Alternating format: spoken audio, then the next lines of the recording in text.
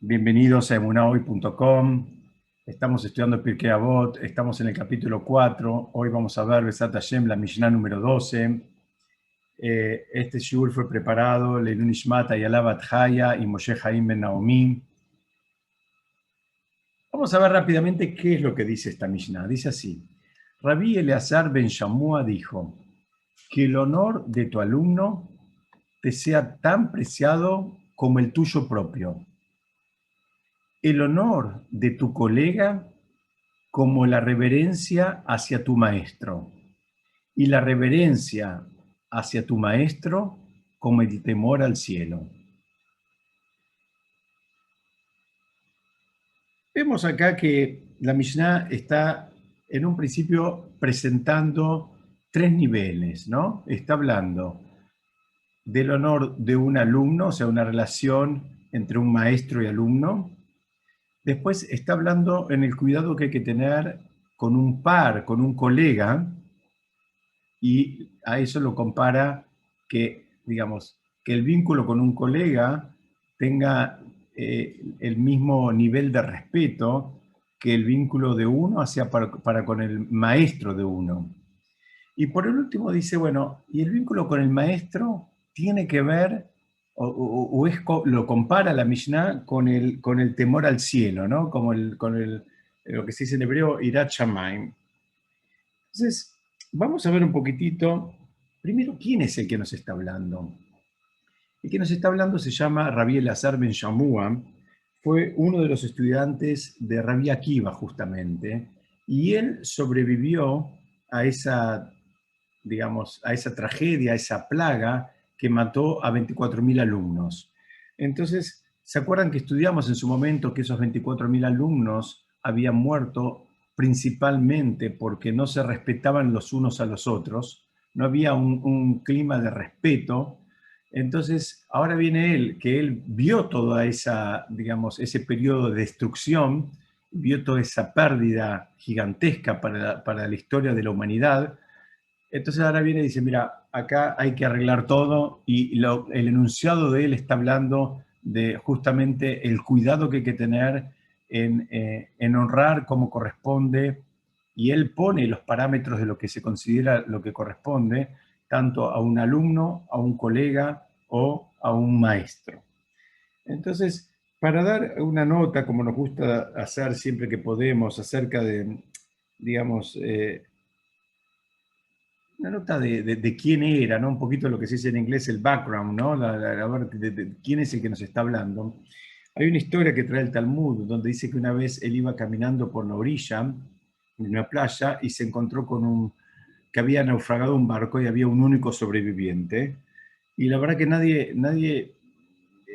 le prestaba mucha atención, nadie lo ayudaba, nadie, digamos, se involucró con él, y él, digamos, a diferencia de la mayoría de la gente, al revés, lo llevó a su casa, le prestó ropa, le dio de comer, e inclusive le dio dinero para que pudiera viajar de vuelta a su ciudad.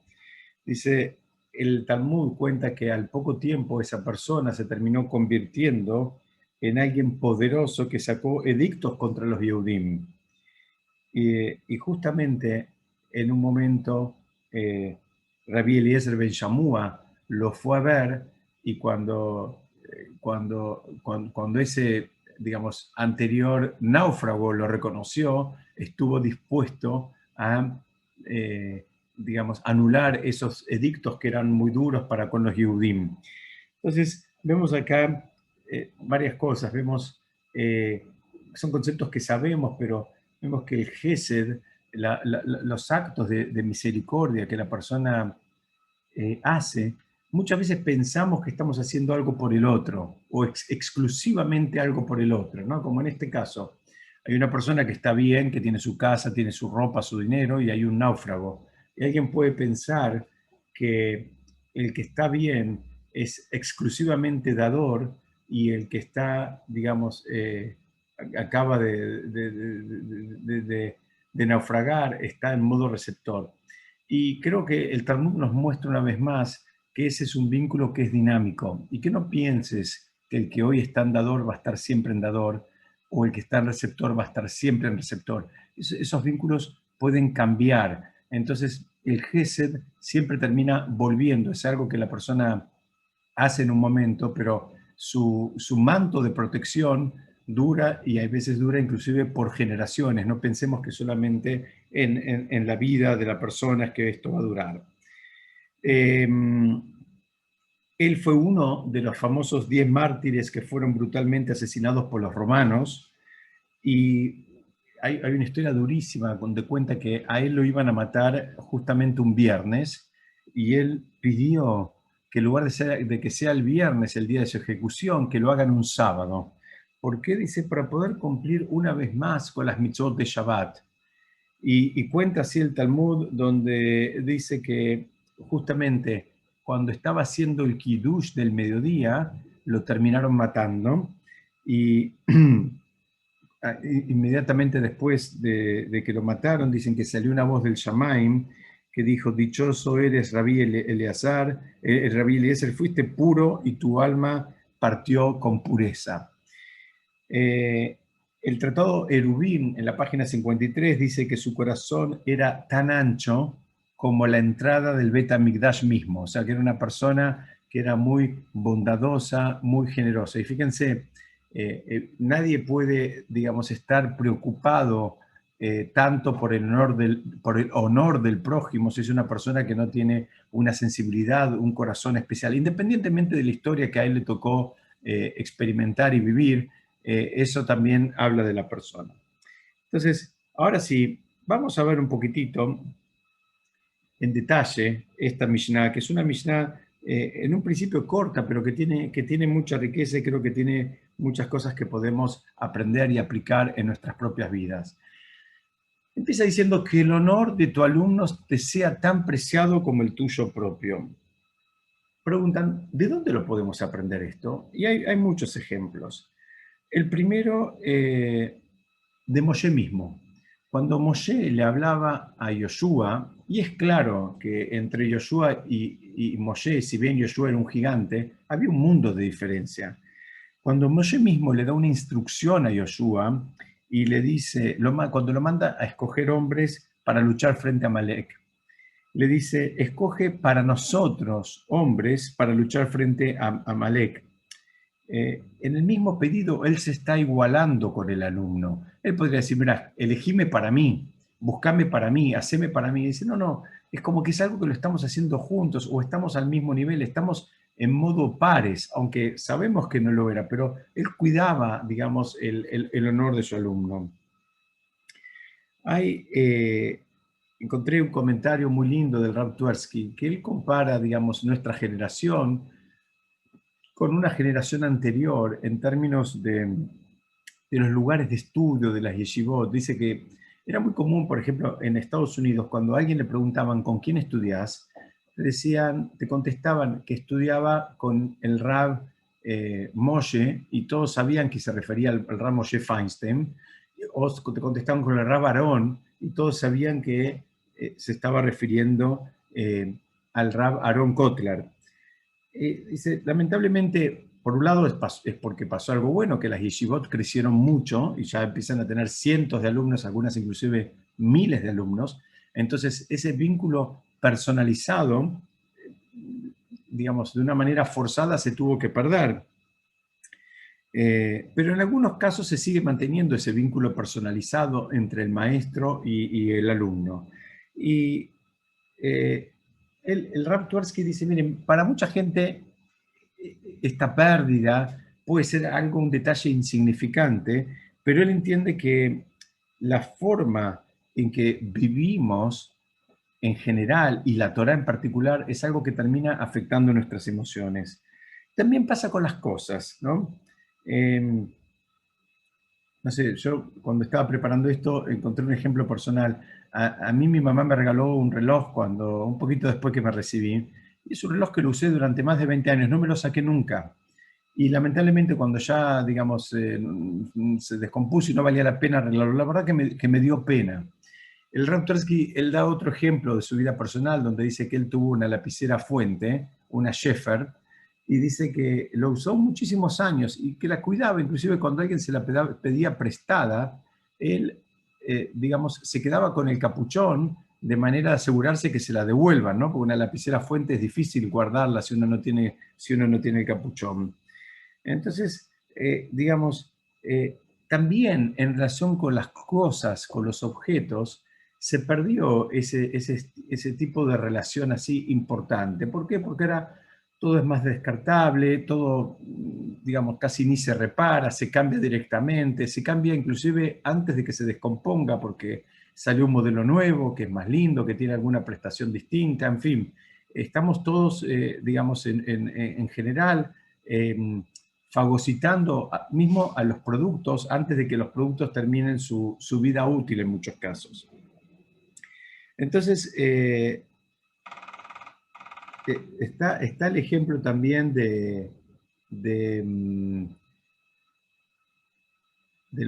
por ejemplo, los platos descartables, que son cada vez más lindos y son cada vez más decorativos y son cada vez hacen más juego con otras piezas y digamos, así de bazar. Y también es claro que simplifican la tarea, digamos, de muchos de nosotros, ¿no? Se simplifica la tarea el descartable. En un principio no tendríamos nada contra eso, a priori, pero déjeme seguir esta línea de pensamiento que plantea el Ralph Tversky. Él dice que, por ejemplo, un maestro digamos, del Talmud, acá puse la imagen de la lapicera, ¿no? El concepto de ese tipo de lapiceras que cada vez está más en desuso, porque ahora usamos todas, digamos, cosas que son mucho más descartables, a veces ni nos importa si nos la devuelven o no.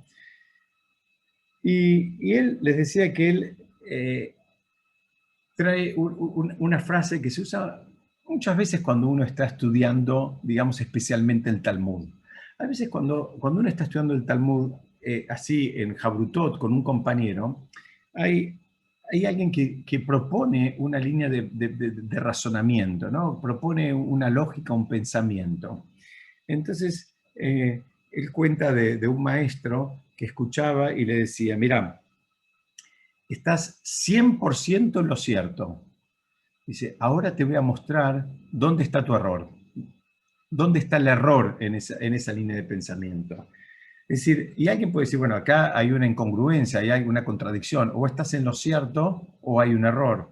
Dice, no, pueden estar las dos cosas, porque por un lado está en lo cierto de acuerdo al análisis que hizo, pero lo más probable es que se le haya escapado un detalle que invalida al análisis que él hizo. Y eso, digamos, está muy presente cuando uno estudia el Talmud, pero también está muy presente en la vida nuestra, en la vida de las personas. Muchas veces sostenemos una teoría, sostenemos una forma de vida, sostenemos, digamos, no sé, una decisión y la damos como por una verdad absoluta, cuando en realidad en el análisis se nos escapó algo que posiblemente invalide todo ese, digamos, toda esa estructura mental que armamos en nuestras cabezas. Entonces, vamos, vamos a ver, el tema de los descartables, una vez más, no hay ningún problema con usar los descartables, o sea, no hay ningún problema si se quiere, más allá del cuidado del medio ambiente, sabemos que hay materiales que tardan muchos años en ser, digamos, absorbidos por la naturaleza, pero más allá de eso, a veces uno quiere administrar las energías o quiere hacer una reunión más grande y bueno, no tiene la vajilla y no tiene ganas de lavar, entonces dice, bueno, termino, pongo toda una bolsa y se terminó el evento y nada más. Pero el Raptors presenta una visión, para mí fue bastante novedosa, donde él dice que en realidad él tiene recuerdos súper fuertes en relación a la vajilla de su abuela, ¿no? De la casa de su abuela y lo que significaba esa vajilla para él, que él se la quedó y dice que cuando escribió ese libro, él decía, hace 65 años que la tengo y me dispara un montón de emociones en relación a las comidas que compartió con esa vajilla y en la casa de sus abuelos. A nosotros nos pasó algo familiarmente muy parecido hace muchos años, cuando mi hija mayor era muy chiquitita. Habíamos ido a, a un country que era de la familia del abuelo de mi señora. Y, y cuando llegamos un día había que calentarle la leche y mi señora abre el lugar que de por sí, digamos, en general no, hacía falta como que purificar el lugar primero, porque como la casa estaba cerrada, ustedes saben, una casa cerrada, hay que entrar, abrir, limpiar, sacar, pero ella encontró un jarrito, dice, en este jarrito calentaba la leche mi abuela, y enseguida agarró el jarrito, lo jugó así nomás y calentó la leche, porque para ella era hasta una emoción calentarle la leche a la nena en el jarrito que calentaba la abuela de ella, o que la abuela le calentaba en su momento. Yo no tuve el honor de conocerla, pero un ejemplo del impacto que tienen las cosas. Insisto, es una visión que para mí también fue bastante novedosa, porque en general vivimos todos así, como que bueno, es más cómodo, es más fácil, es más barato, en fin. Pero hay una parte que se está perdiendo al mismo tiempo. No pensemos que es todo bueno, que es todo ganancia. Hay una parte que se está perdiendo, ¿no? Entonces, una vez más, hay mil factores, la cantidad de alumnos, el ritmo que vivimos, en fin, eh, pero la dinámica hace que la relación hoy sea muy floja, mucho más floja en términos de vínculos entre los maestros y los alumnos, especialmente, volvemos al ejemplo del principio de las yeshivot grandes, donde es muy difícil porque no hay ni tiempo físico para que el rab tenga un vínculo personal con cientos o con miles de alumnos, digamos, que pasan por esa escuela. Entonces dice, la pregunta es, ¿se puede corregir eso? Y la respuesta es que sí, que se puede corregir siempre y cuando reconozcamos, digamos, que eso es una debilidad, ¿no? Y entonces hagamos el esfuerzo para corregirlo. Es decir, si no nos importa o no lo vivimos o no lo experimentamos como como algo débil, bueno, si no lo vivimos así, lo más probable es que no hagamos nada al respecto. Es decir, el Raptors, que termina este análisis, él dice, mira, el vínculo entre un padre y un hijo, entre un maestro y un alumno, entre primos, entre amigos, es muy importante, y él propone que uno haga el esfuerzo para no dejarse arrastrar por la vorágine, digamos, por las pautas que están ahora de moda, o las pautas con las cuales estamos viviendo. Es decir, él está invitando a que, enganchado un poquitito con este concepto de lo descartable, es que también cuidemos el tema de los vínculos y seamos sensibles, nos importe, y hagamos algo para mantenernos, ¿sí? Entonces, vamos a avanzar un poquitito. Y una vez más, dice que el honor de tu alumno te sea tan preciado como el tuyo propio. La realidad de las cosas es que esto debería estar en la entrada, digamos, de toda institución, digamos, educativa, ¿no? En todos los niveles.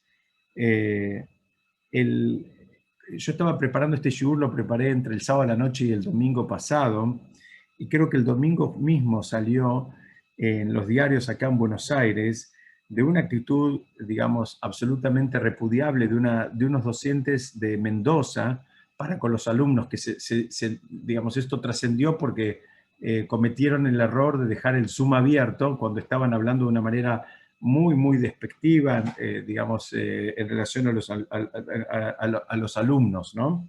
Ellos estaban haciendo una evaluación a ver qué calificación les iban a poner, y hablaban de una manera absolutamente despectiva. Es decir, el cuidado que hay que tener. Puede pasar que un docente humille a un alumno frente a la clase diciéndole, bueno, la pregunta que acabas de hacer, la verdad, es una pavada, es una pregunta tonta. Y puede ser que a veces, si estamos hablando de educación de chicos, chicos, de jóvenes, bueno, a veces el docente tenga que marcar un poco la cancha porque el alumno, digamos, le está, digamos, desconfigurando un poco la clase, digamos, y puede ser que esté bien que lo haga el profesor en ese momento, pero hay que tener mucho cuidado teniendo en cuenta el impacto que eso puede crear, ¿no? O sea, eso es muy importante. El impacto puede ser un impacto, digamos, mucho más fuerte en el tiempo que lo que uno se imagina. Cuentan que una vez un alumno del Rav Satmar, mejor dicho, un alumno del Rav Satmar contó que él estuvo presente cuando alguien hizo un comentario en relación a esto que estamos estudiando, a la gravedad digamos, de esto de humillar a un chico en el contexto digamos, educativo, ¿no? En un contexto donde el chico se supone que está aprendiendo. Y el Rab entonces le preguntó a los que estaban ahí cuál sería nuestra reacción si nos enteramos que un yojet, acá lo que estamos mirando es un yojet con su cuchillo, el cuchillo que usa un matarife para matar justamente tanto pollos, a veces para pollos son los más chiquitos, pero no importa, pollos o vacas. Y él dice, ¿cuál sería la actitud que tendríamos nosotros? ¿Cómo miraríamos nosotros? ¿Qué pensaríamos de un yojet, de un matarife, que en realidad un animal que no era kosher, él lo pasó como kosher? Entonces, él dice, seguramente será despedido, hasta inclusive puede ser que sea penalizado, pero grave como es la transgresión, ¿no? No nos olvidemos que estamos hablando de gigantes espirituales que se cuidaban al extremo en todo lo que ponían en su mesa y en todo lo que comían. Dice, pero grave como es, ¿no? Comer algo que no está apto para ser consumido, y especialmente si uno lo hizo engañado, digamos, siempre hay como un lugar para la teshuvá, un lugar para el arrepentimiento.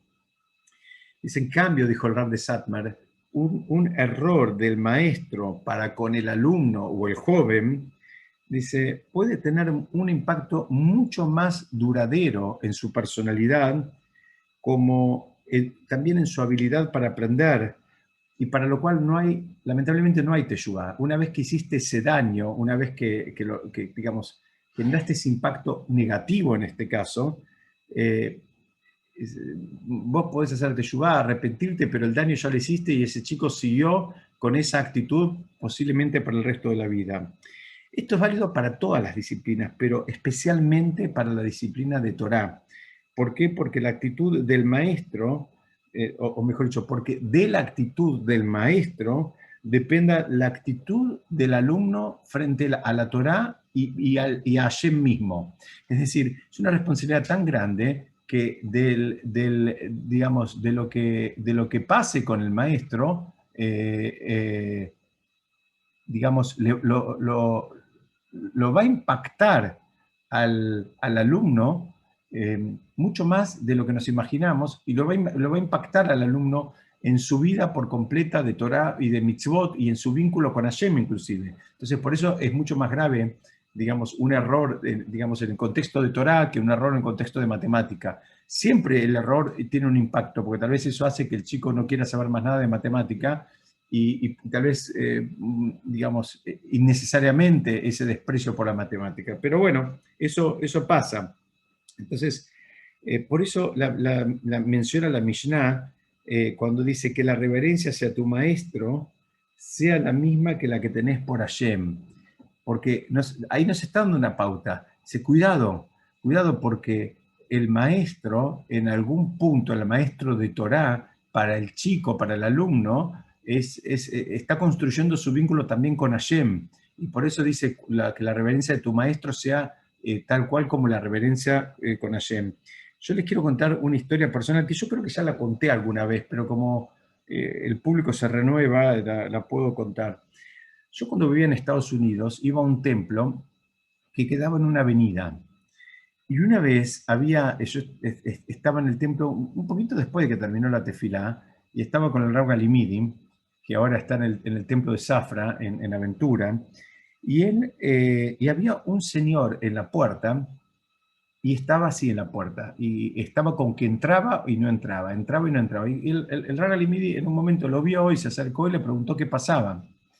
El hombre le contó que él iba a un templo acá en Buenos Aires, ortodoxo, que hacían unas actividades los sábados a la noche para chicos, que la condición para ir a jugar al fútbol era haber ido a las tefilot, haber ido a los rezos de Shabbat. Entonces el chico que había participado del rezo de Shabbat el viernes a la noche, el sábado a la mañana y el sábado a la tarde, tenía, entre comillas, el premio y el derecho de poder participar de un partidito de fútbol el sábado a la noche. Bueno, este hombre contó que él, teniendo 11 años, había ido a jugar el partido de fútbol, pero no había ido a una de las tefilot porque su papá se había quedado dormido y no lo había llevado al templo. Entonces él fue con todo el equipo, así como esta foto que encontré, fue vestidito con todo el equipo, los botines, todo listo para jugar al fútbol. Y el Moré no lo dejó jugar al fútbol. ¿Por qué? Porque la condición era que había que ir a las 3 tefilot y el chico no había ido a las 3 tefilot, había ido a 2. Y pobrecito, él decía, pero mi papá se quedó dormido y yo solo no podía ir y no lo dejó jugar. Este hombre, cuando nosotros los vimos, ya tenía 40 y pico de años, nunca más entró a un templo. No hizo su bar mitzvah, no se casó por jupá, y en ese momento estaba de vacaciones en Miami, pasó por la puerta del templo y tenía ganas de entrar y dudaba si entrar o no. Es decir, por supuesto, la relación de ese hombre es una relación absolutamente inmadura e inapropiada. Pero yo no cuento esta historia porque me tocó vivirla en persona. Yo estaba presente cuando eso pasó y, digamos, tenemos que ser conscientes del impacto que puede tener a veces una actitud demasiado estricta. Posiblemente el docente también se equivocó. Posiblemente el docente tampoco evaluó, digamos, o no se imaginó, ni siquiera soñó en su momento el impacto de su decisión. Pero vemos que a veces el impacto es inclusive inimaginable para nosotros y tenemos que hacer el ejercicio de, bueno, de hacer el esfuerzo y cuidarnos un poquitito en todas, digamos, de todos los escenarios posibles, inclusive los que son disparatados, como esta historia que acabo de contar, e inimaginables. Entonces, vamos a ver una vez más que este principio es importante que lo incorporemos y que debería, digamos, como dije antes, atravesar a toda, digamos, a todo el sistema pedagógico de todo, digamos, de todos los niveles. Esto es válido para el jardín, para la primaria, para la secundaria, para la universidad, para posgrado, para cualquier tipo de estudio. Es muy importante tener cuidado, digamos, en el vínculo entre el docente y el alumno. Vamos a avanzar un poquitito más.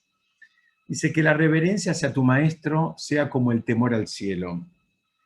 Dice que que Aarón, el hermano de Moshe, se refería a Moshe como su maestro, a pesar que todos saben que Aarón era mayor en edad que Moshe. Es decir, Aarón podría decir, bueno, es mi hermano, ¿no? Pero él lo trataba con ese respeto reverencial. ¿Por qué? Porque era Moshe, independientemente que era el hermano y que inclusive era menor de edad, aún así lo respetaba. Aprendemos también en el caso de Yoshua, el alumno de Moshe, en un momento la Torá relata que hubo unas personas que estaban profetizando y, digamos, esas personas supuestamente eran falsos profetas y Yoshua, digamos, como una actitud de defensa hacia su maestro, los quería matar directamente, ¿no? O sea, quería administrar la pena de muerte. ¿Por qué? Porque te estás metiendo con mi maestro, te estás metiendo conmigo en alguna medida.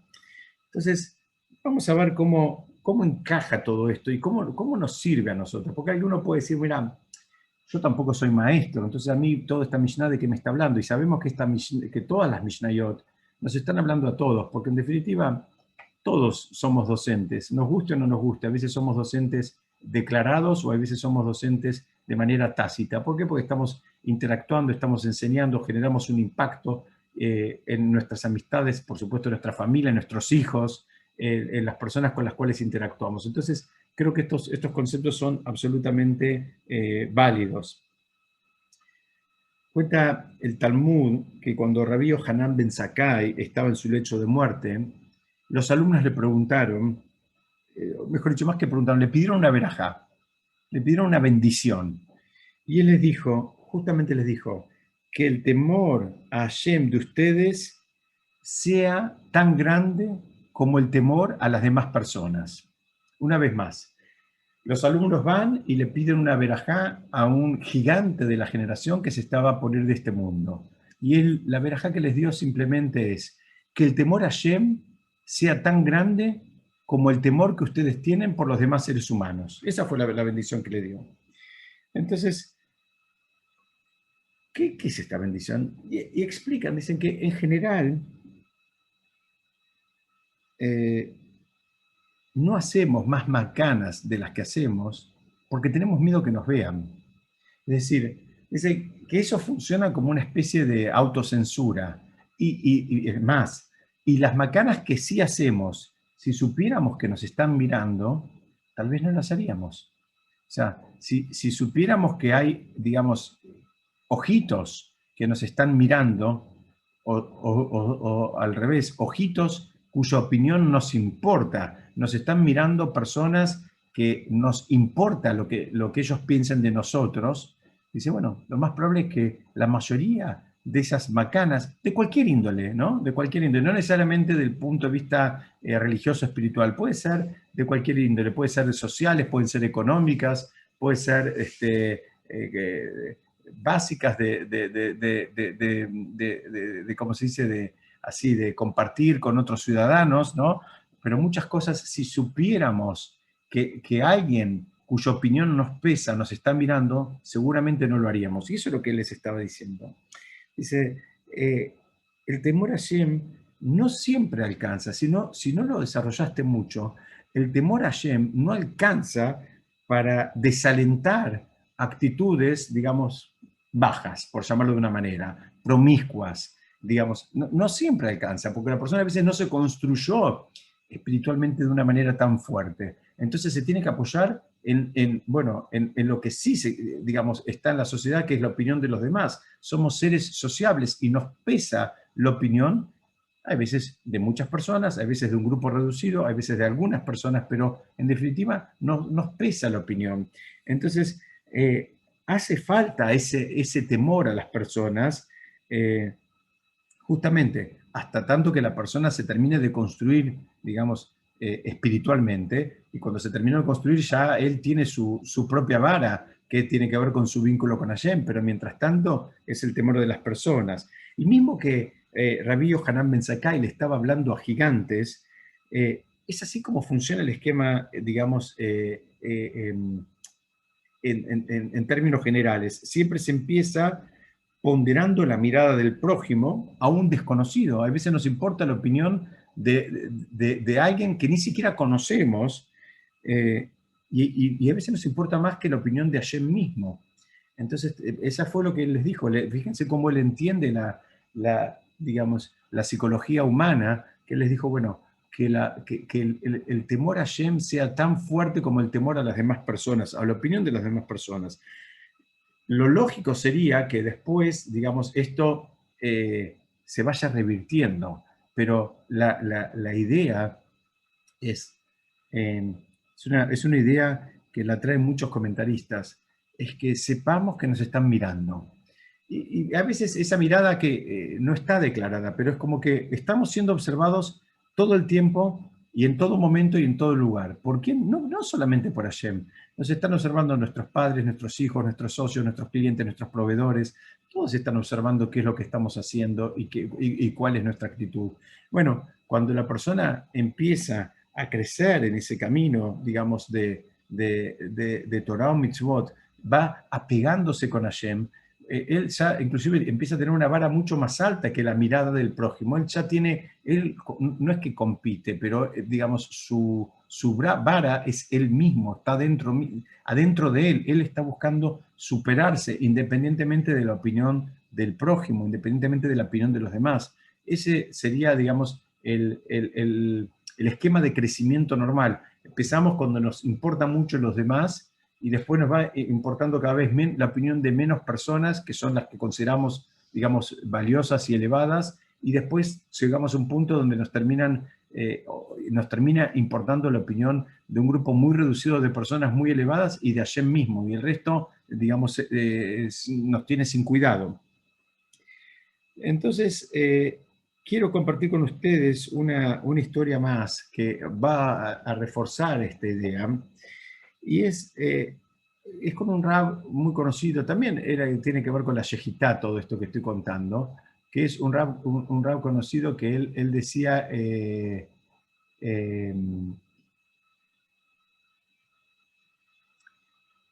que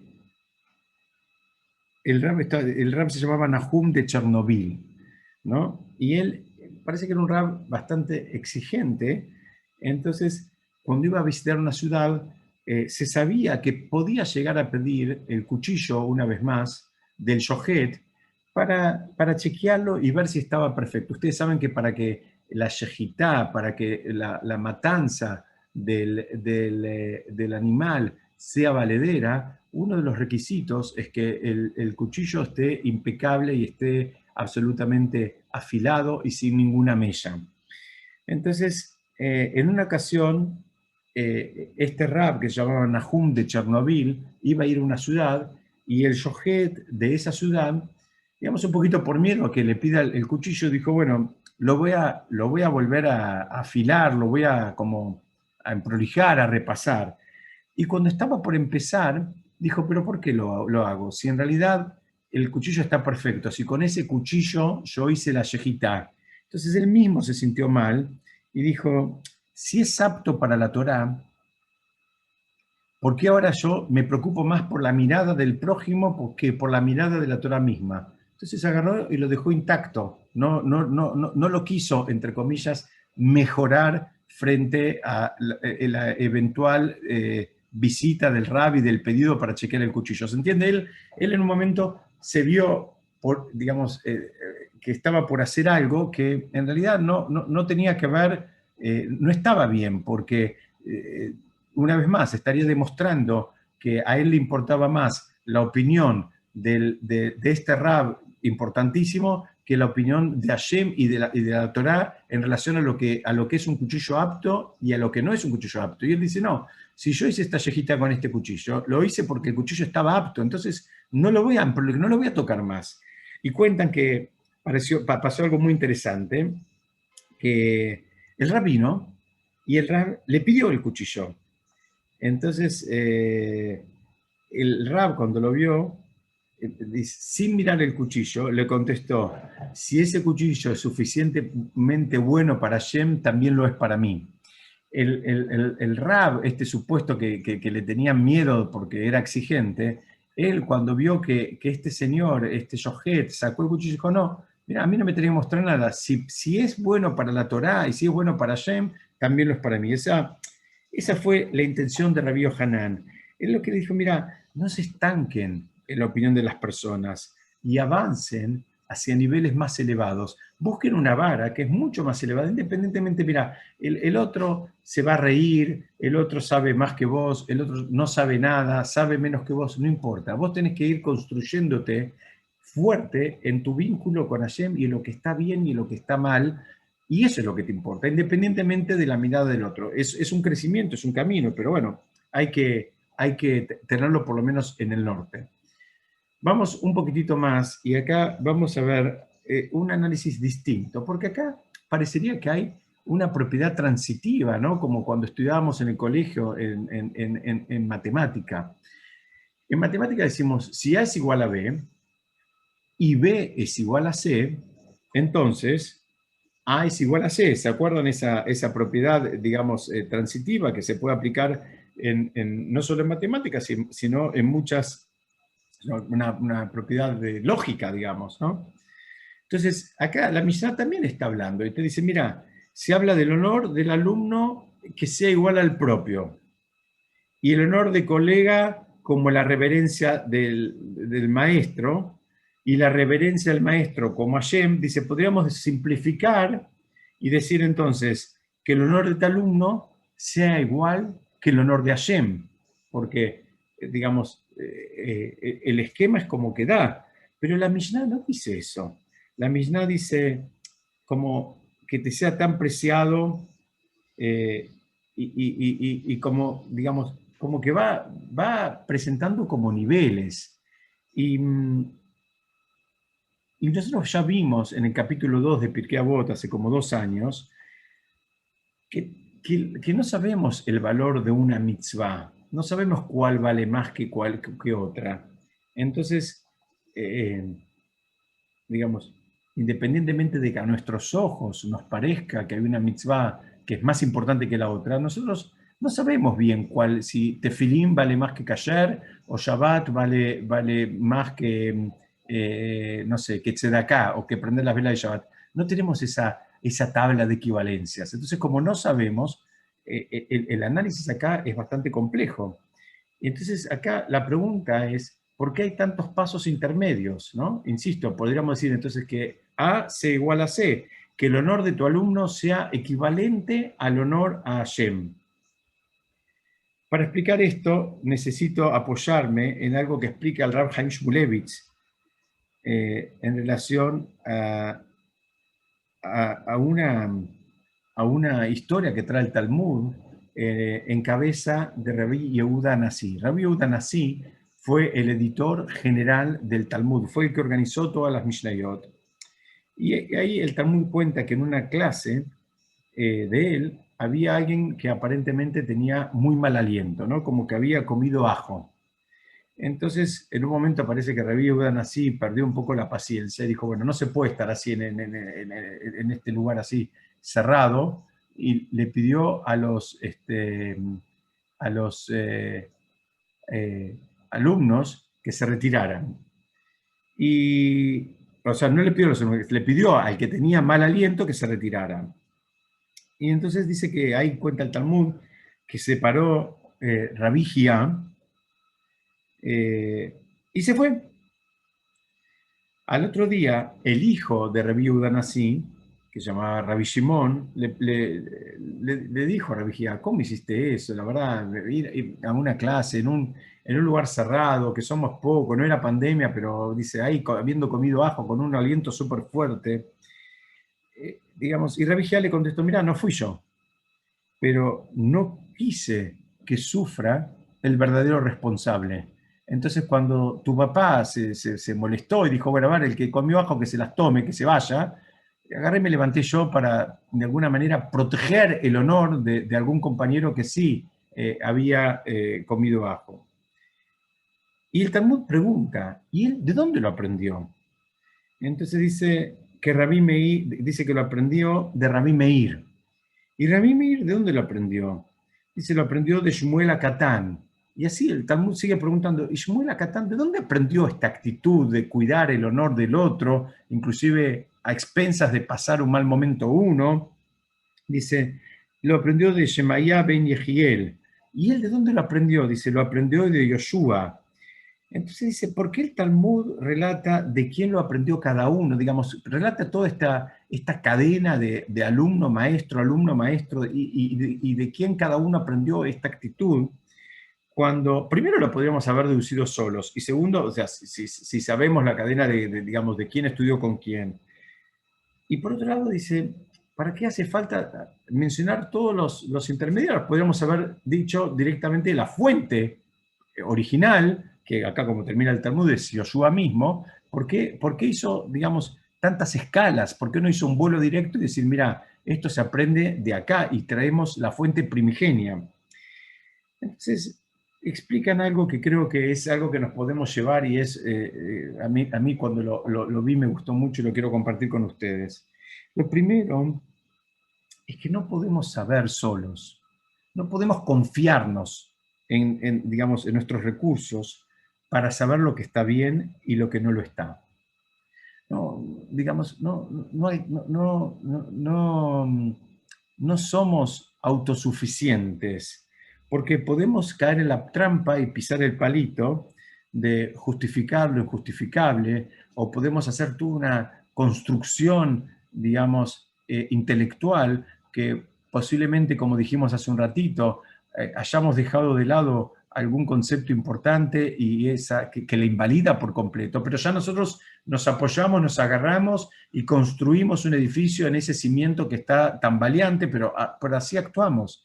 Entonces, el Talmud trae algo también muy interesante, dice que toda persona es muy cercana a sí misma. ¿Qué significa esto? Que todos tenemos un registro muy cercano a nosotros mismos y nos cuidamos mucho, somos muy mimosos con nosotros, entonces somos muy comprensivos con nosotros, lo que muchas veces no lo hacemos con los demás. Entonces, para nosotros encontramos todo tipo de justificaciones a nuestras debilidades. Para el otro le damos con un caño, pero para nosotros no, bueno, porque estaba cansado, porque no daba más, porque soy un ser humano, no soy Superman, en fin, podemos encontrar toda una batería de argumentos que nos ayuden a justificar nuestras propias debilidades. Entonces, ahora vamos a entender por qué hacía falta citar toda la cadena y no saltear e ir directamente a la fuente, porque necesitamos un modelo cercano. Necesitamos identificarnos con alguien que conozcamos, que sea como nosotros, que le gusten cosas parecidas, digamos, que tenga desafíos similares, que tenga una vida parecida. Entonces, si alguien viene y te dice, mira, esto se aprende de Moshe, se aprende de Yoshua, vos podés decir, mira, ellos eran gigantes, vivieron hace miles de años y yo qué tengo que ver con ellos. En cambio, cuando el Talmud va diciendo, mira, esto lo aprendió de tal, que lo aprendió de tal, cada uno lo aprendió de alguien de quien pudo construir un vínculo maestro-alumno, un vínculo cercano, un vínculo en el cual él se identificó, un vínculo, digamos, que lo hizo de alguna manera, lo terminó convirtiendo en la persona que él es. Y ese es el motivo por el cual, digamos, tanto la Mishnah no utiliza la propiedad transitiva de la matemática. La Mishnah no lo hace. La Mishnah simplemente dice, no, tenés que saber toda esta escala, tenés que saber qué pasa acá, qué pasa allá, y digamos, tenerlo en cuenta, porque si no, lo más probable es que si vos venís a un maestro y le decís, mira, que el honor de tu alumno sea como el honor de Hashem, puede ser que sea algo muy grande, como que se le presente inclusive intelectualmente como una brecha muy grande. Entonces hizo falta partirlo en pedacitos. Entonces habla de un alumno, habla de un maestro y habla, digamos, del vínculo con Hashem. Y de la misma forma, este último caso del Talmud que citamos, también está, digamos, escalonado porque nos está invitando a que hace falta, digamos, que cada uno pueda construirse, digamos, una imagen de lo que él, a lo que él quiere asimilarse, lo que él quiere parecerse. Y esa imagen la tiene que ir construyendo con alguien que lo tenga en vivo y en directo. A veces no alcanza con los libros o con los libros de historia o con algo, digamos, que él ni siquiera experimentó o vivió. Entonces ahora entendemos que compararnos de entrada con Hashem era muy pretencioso y por eso la Mishnah lo partió en pedacitos. Entonces ahora vemos cómo empieza a cerrar todo. Empieza a cerrar todo este concepto del cuidado del maestro con el alumno, del maestro o de la persona con el colega y del alumno con el maestro. Es un cuidado permanente. ¿Por qué? Porque todos nos vamos construyendo y a todos nos afecta y digamos, nos moldea, digamos, esos vínculos nos van moldeando. Definitivamente, como dice el Rav Twersky, nuestra opinión, digamos, en relación especialmente a la Torá y a las mitzvot, tiene que ver con, digamos, con el impacto que crearon en nosotros nuestros maestros. Si lamentablemente nos tocaron maestros chantas, lo más probable es que en nuestro cerebro y en nuestro corazón invalidemos toda la disciplina. ¿Por qué? Porque es mucho más fácil que hacer todo el trabajo que no invalide a la disciplina. Mi maestro, Alama Shalom, Rahaim Zuckerberg, él decía una frase que yo le hice propia, y él decía, una cosa es la medicina y otra cosa son los médicos. ¿Qué significa? Es verdad que hay médicos que son, digamos, comerciantes, estafadores, chantas, o no saben nada, o son egoístas, o son egocéntricos, o lo que quieras. Pero eso no invalida a la disciplina, no invalida a la medicina. En el mundo de Torah y Mitzvot es exactamente lo mismo. Pero, ¿qué pasa? Es mucho más fácil asociar, así como en el mundo material asociamos la medicina con los médicos, y no lo deberíamos hacer, en el mundo espiritual es mucho más fácil, digamos, caer en la trampa y asociar a toda una, digamos, sabiduría, digamos, que ni siquiera es humana, sino es una sabiduría divina, asociarla con una actitud, a veces puede ser, digamos, baja de un moré, de un rab, de un docente, porque, bueno, a veces ese análisis es mucho más fácil que hacer el esfuerzo y profundizar en la disciplina independientemente que nos haya tocado un maestro que no valía la pena.